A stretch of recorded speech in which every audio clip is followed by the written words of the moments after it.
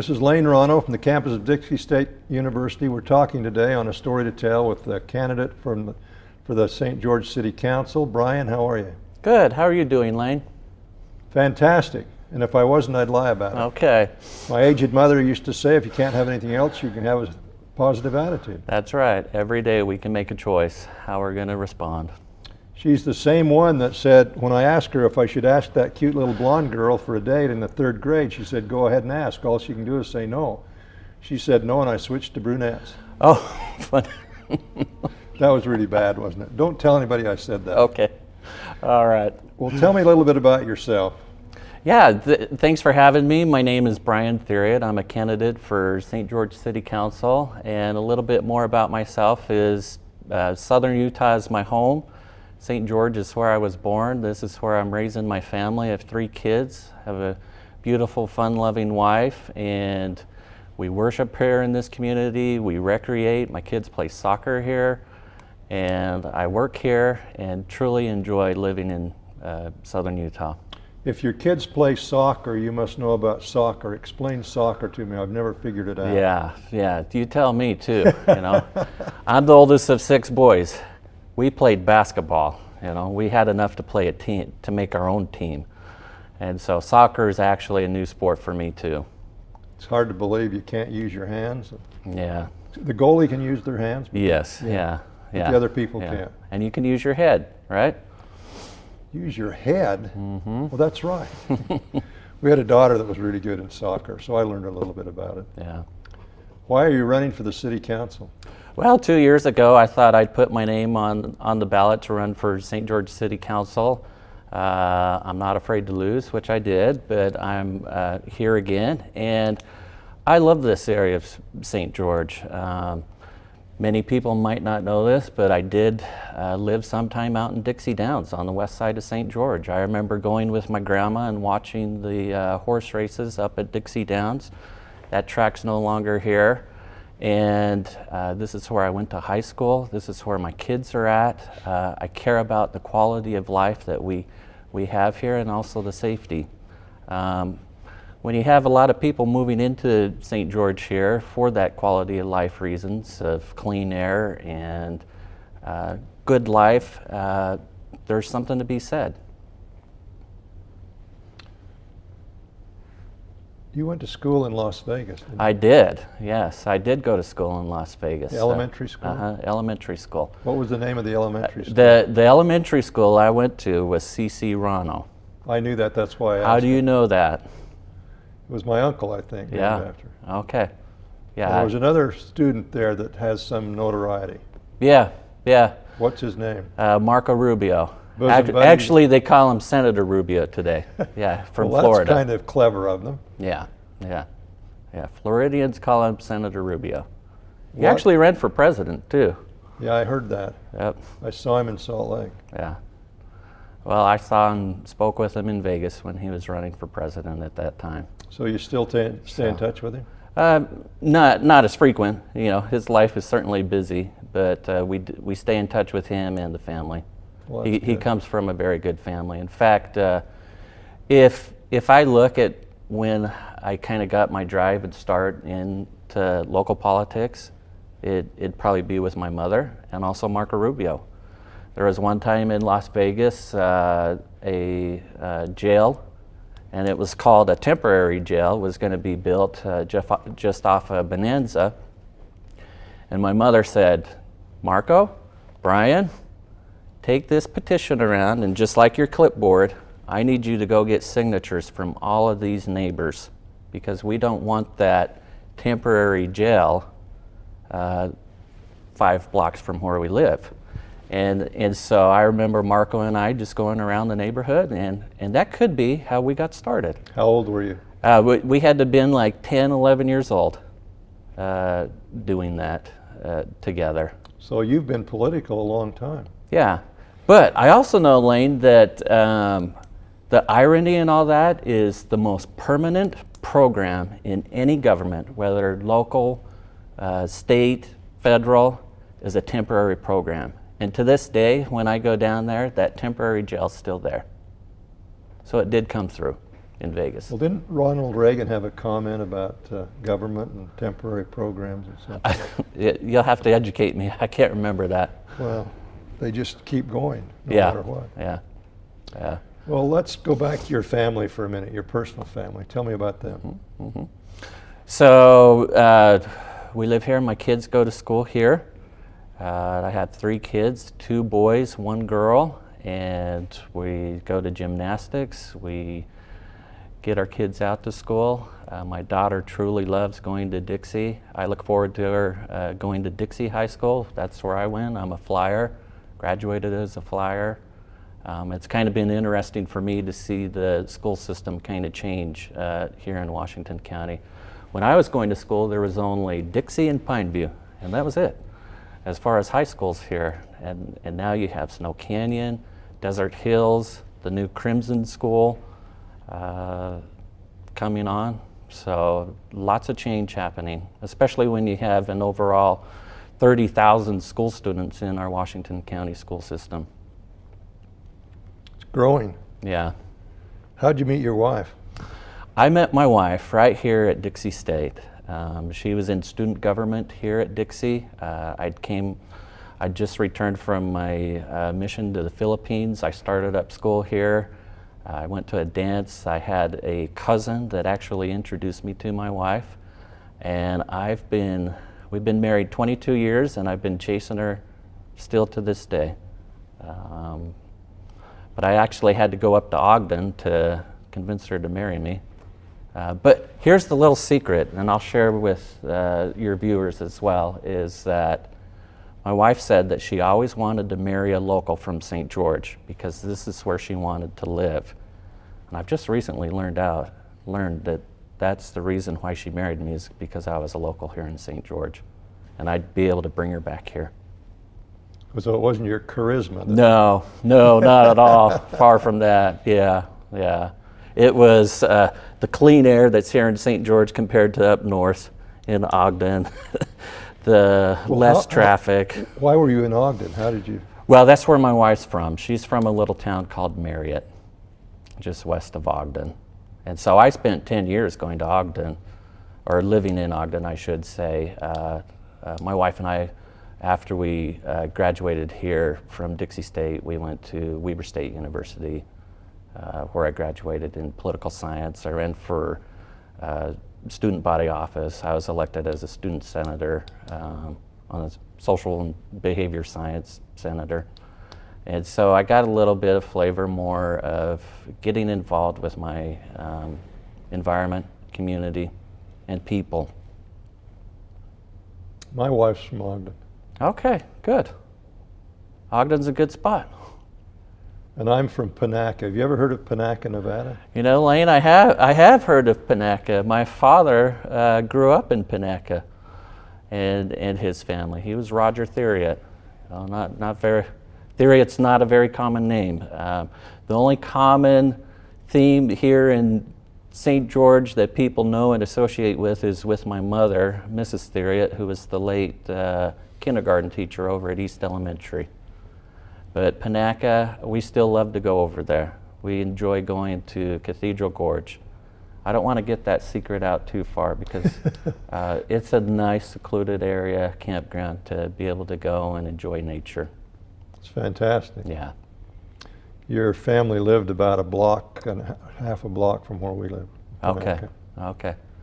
So you grew up with my father and my aunt. Well, uncles I've never grown up. What? I was raised through high school in Panaca. I've never grown up. Okay, yeah. So how did Panaca get the Lynx as a Lincoln mascot? Lynx? Yeah.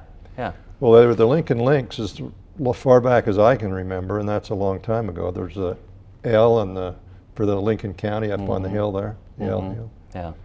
And Lincoln Lynx. So I played basketball. We lost to Reno in the state championship. We had a student body of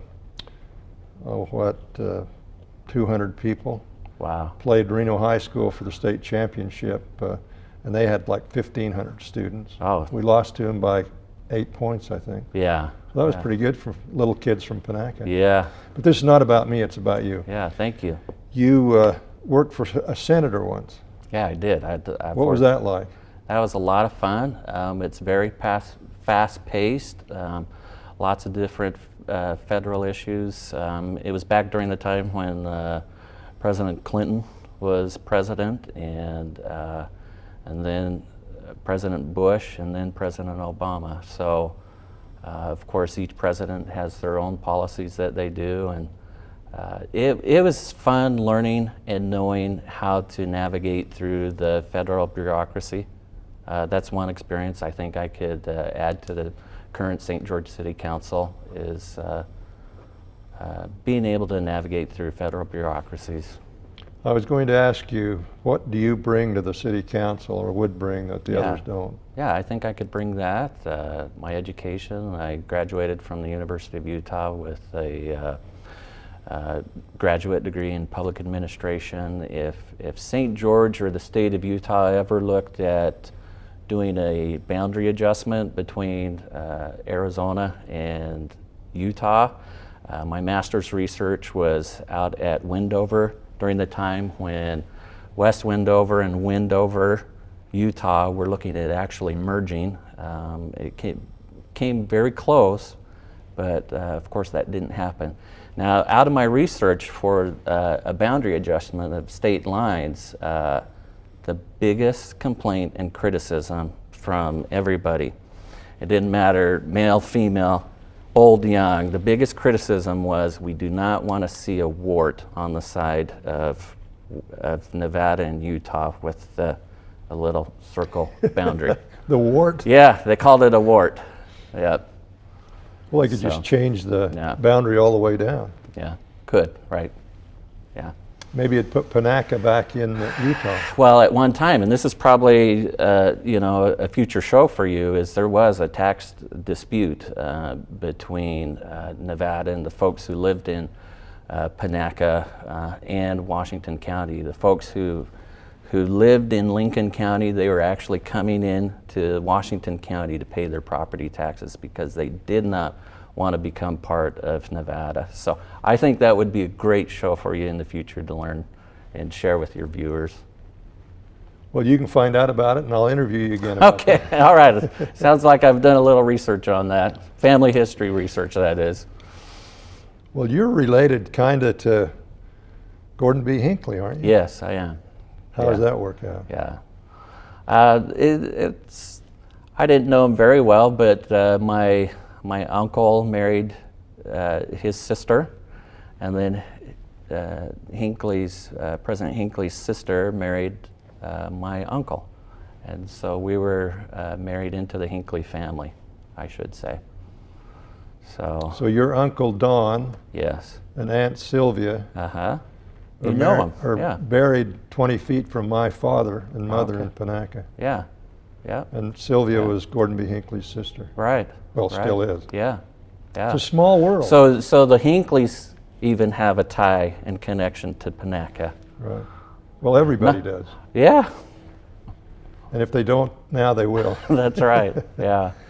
What are some of the problems? Although you probably have some viewers saying, "Where is Panaca, Nevada?" Well, it's west of Cedar City, It's just the across center, the border. the center of the unknown world. That's what I think. There you go. It's 87 miles due west of Cedar City and 91 miles north and west of St. George. Okay.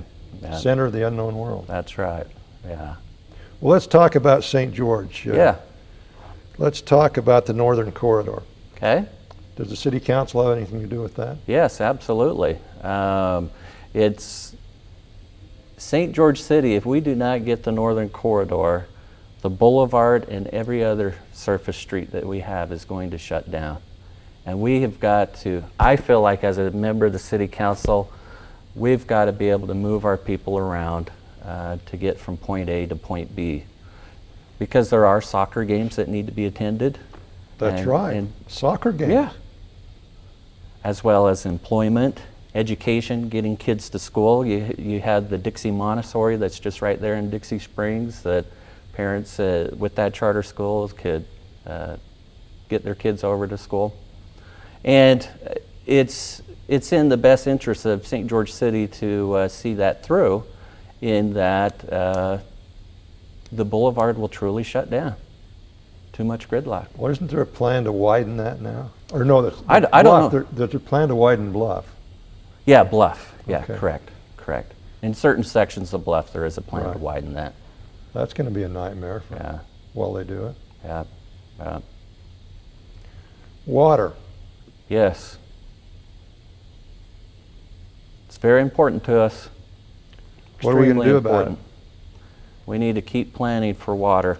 When my grandmother was here, first I need to let you know, and also your viewers, that my mother was a Bracken, and the Brackens were called by Brigham Young to come down and help settle Dixie here. And right out here, Encampment Mall, the pioneers, they gathered around, they kind of figured out that that's where the original Vision Dixie started, was right there on Encampment Mall, to figure out how we're going to lay out this grid system here in St. George and plan for water and roads. And during that time, it was mainly agriculture. But the point I want to bring up is my grandmother, she was a carpenter, and she lived out in Bloomington, and every week she would tell me where she and her family, because the Virgin River, you can't drink that water, they'd have to get in the wagon, get their barrels, and then come up to the Red Hill so that they could get their culinary water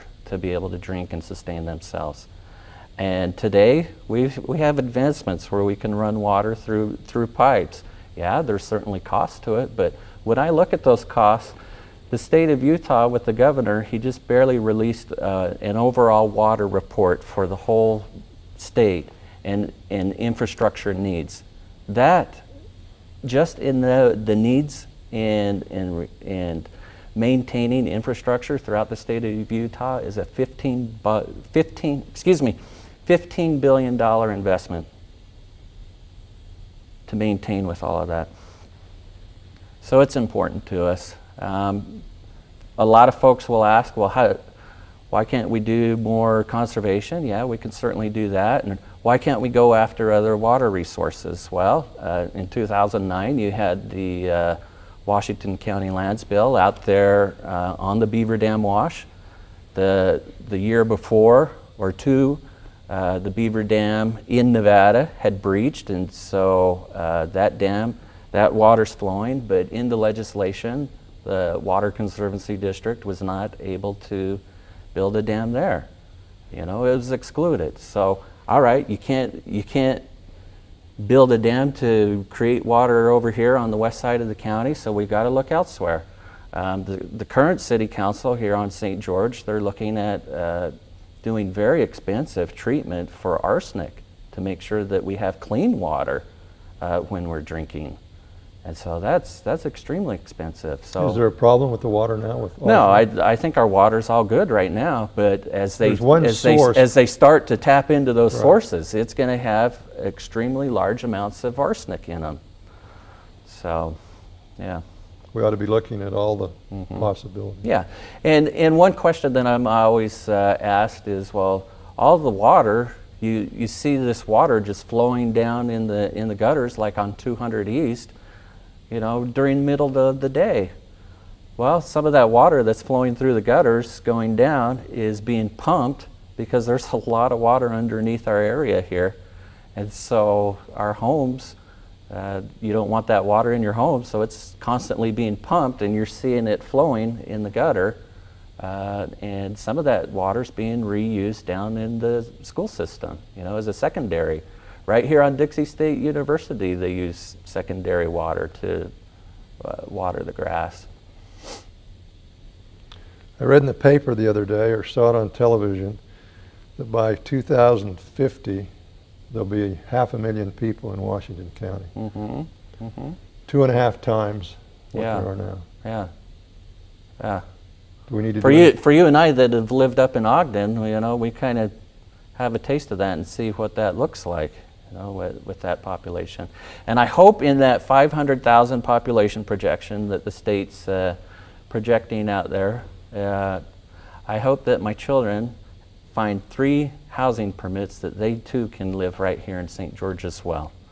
And so that they could have that chance and opportunity to be able to have a fantastic, great quality of life here raising their kids here in St. George, going to the soccer games and being educated. Washington County is a phenomenal educational system.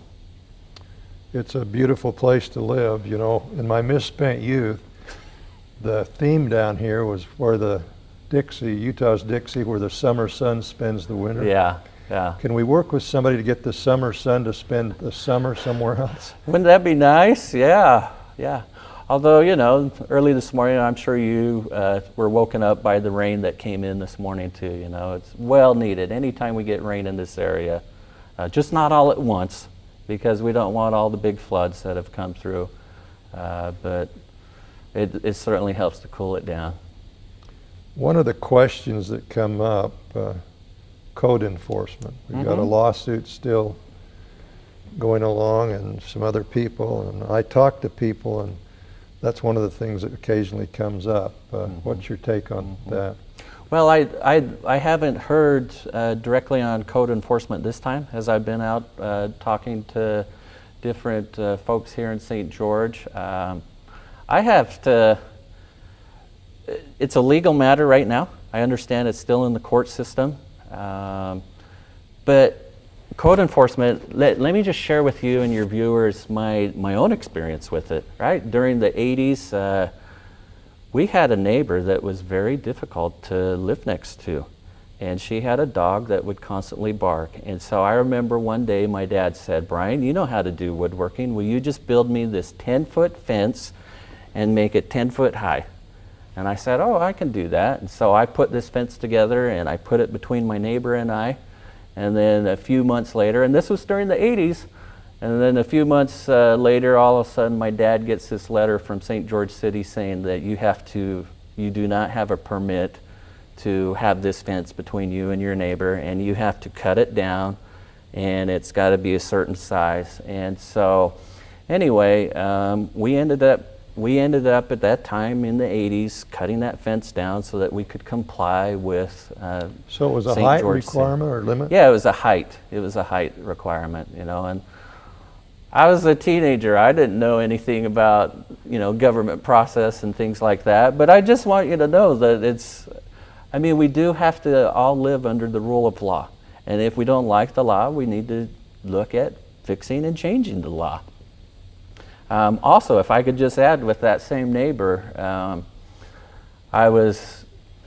the school was behind our house, and so I had the fortunate opportunity to be able to come home for lunch each day, to have my lunch, and then go back to school. And one day, I was walking just across the chain link fence by my neighbor, and her dog came out, and I thought the dog was just going to chew me alive. So I turned around and I told the dog to shut up. And so I went on my way, and I was sitting in school. It was probably my math class right after, you know. How exciting to have math right after lunch. But I remember all of a sudden my name came up over the intercom, and it says, "Bryan Thiriot, please come report to the principal's office." I'm like, wow, usually I don't get in trouble, but I don't know what's going on. So I get called out. I walk down to the principal's office, and this St. George police officer, he says, "Are you Bryan Thiriot?" I said, "Yeah, I am." He says, "Well, there's been a complaint levied against you." I said, "Oh, what's that?" He says, "For yelling at your neighbor's dog." And You're kidding. No, I'm not kidding. And so that's a memory that will always be with me. You know, it's probably the first time I've ever shared it in a public forum. But he said, "You know, we know what kind of neighbor you have here. You know, just kind of go on your way and be a better boy." All right. So anyway, talk about a run-in with the law. So in answer to your question, code enforcement, you know, I have to view it through the lens that I've had the experience to go through it. And I'm sure there's other stories out there being told right now in St. George City. And we have to have the rule of law. We have to balance that with private property rights as well. Well, I'm in deep trouble. There's a couple that lives 2 doors down from me, and they have some dogs, and they tie them outside, and they're cute dogs, and they bark when I go out. And so I bark back at them, so I'm really in trouble, and I should expect the police to come down. It's going to make you think twice, right? Yes. Imagine. you know?